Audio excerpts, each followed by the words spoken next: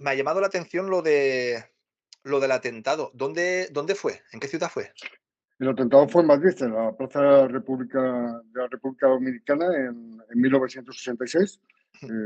Y, bueno, supongo que forma parte de la memoria colectiva. Aunque es verdad que en aquellos entonces la sociedad española todavía no era muy reaccionaria en cuanto a los atentados de ETA. Es algo, ese rechazo popular, incluso en la sociedad vasca, surgiría bastante después, sobre todo con el secuestro y asesinato de Miguel Ángel Blanco. Mm, Y en aquellos momentos, pues bueno, pues fue un atentado que quizá la población en general no recuerde tanto, pero desde luego fue muy traumático porque todos éramos pues, chavales muy jóvenes, entre sí, 18 o 20 años en general, ¿no? Y francamente aquello pues marca un antes y un después, ¿no? Después, el hecho de tener que reconocer a compañeros tuyos prácticamente no, mutilados, ¿no? Pues es un- quiero decir, supone ¿cómo te diría yo?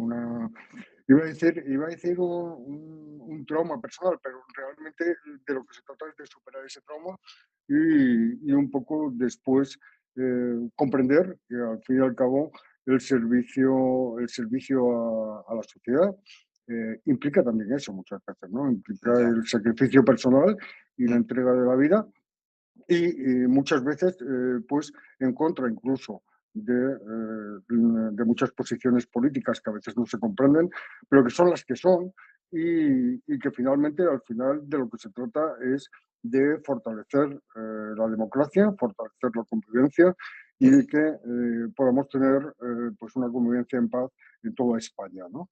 Y creo que eso es al final lo que nos puede enorgullecer a todos aquellos que hemos dedicado gran parte de nuestras vidas al bien común de todos los españoles. Mm. Yo te lo digo porque estuve en Zaragoza hace poco y también vi un muro en la pared donde un atentado, pero pasa que ahí eran jóvenes militares que estaban en la Academia Militar de Zaragoza. Y Mm, también hubo un atentado sobre un autobús de que iban a la Catedral del Pilar, y fue por allí.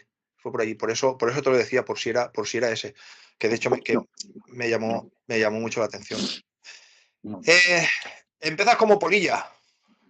No exactamente como polilla, como hijo del cuerpo a los 18 años. Hay dos opciones, en aquella época había dos opciones. Una era, Sí, es verdad, como polilla, mm, que entrabas prácticamente a hacer lo que era el instituto sí, en el colegio de Valdemoro y después ya pues salías de Guardia Civil o con opción a galones, que se decía entonces, los polillas más avispados.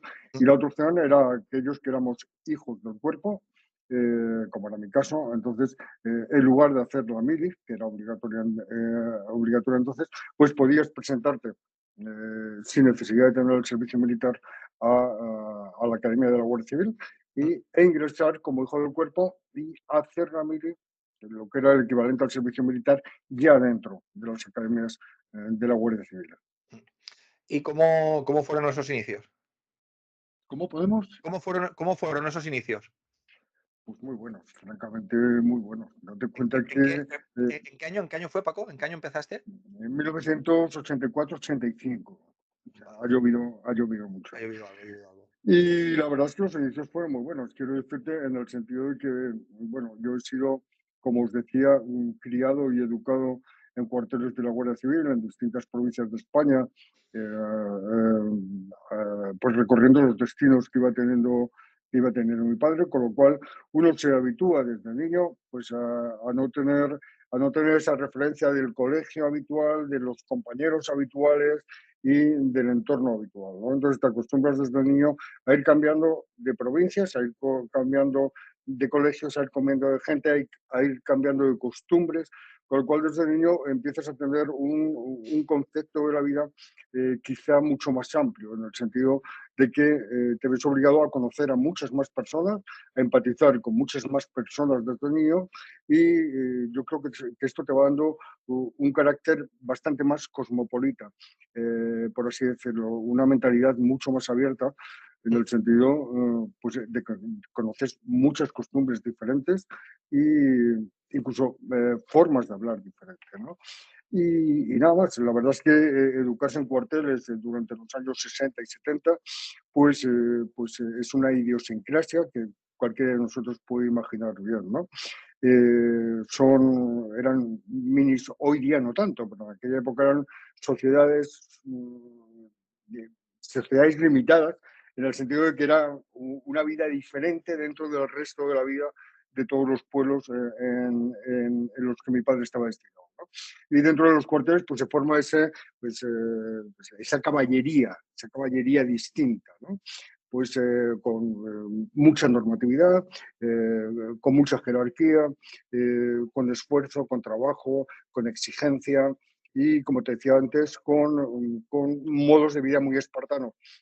Porque evidentemente quizás muchas personas no lo sepan, otras sí, pero vamos, la vida de los guardias civiles entonces y probablemente ahora también, pues era bastante sencilla, más que nada porque los ingresos son muy bajos y muchas veces lo que motivaba tanto a mi padre como a su hermano, como a mis hermanos, como a mis primos a ser guardias civiles, pues, es una cuestión casi vocacional, ¿no? En cualquier otro sitio podrías haber ganado más dinero, ¿no?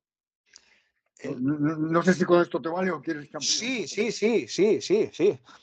Eh, años 80, la década de plomo. ¿Cómo se vive esto y cómo toma uno la decisión de formar parte del cuerpo, sabiendo lo que está pasando? ¿Cómo te puede influir eso para tomar la decisión? A ver, pues sabiendo lo que está pasando, no precisamente por lo que está pasando, es una de las cuestiones que te inducen y te convencen a querer dedicarte a eso, asumiendo todos los riesgos, pero sobre todo por ese concepto que te decía antes de solidaridad y de fraternidad con la sociedad, ¿no?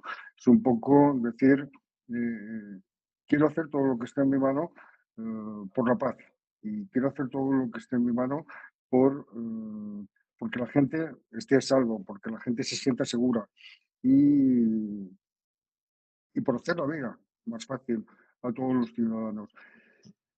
En aquella época, pues es verdad, mi primer destino fue en el norte de Burgos y bueno, pues era un ambiente en aquellos mediados de los 80, un ambiente en el que tanto ETA como los movimientos independentistas vascos tenían una presencia muy potente en aquella zona limítrofe entre Burgos y Bilbao y bueno, pues no es fácil, no es fácil. Yo creo que sería muy bueno que la sociedad, que todos nosotros no olvidásemos la la admirable resistencia que tuvieron la mayor parte de los ciudadanos vascos, eh, porque estaban sometidos realmente a una tiranía, no solo a una tiranía terrorista, sino a una tiranía ideológica y social que les impedía expresarse libremente en los bares, caminar libremente. Y ya no hablo de los militares,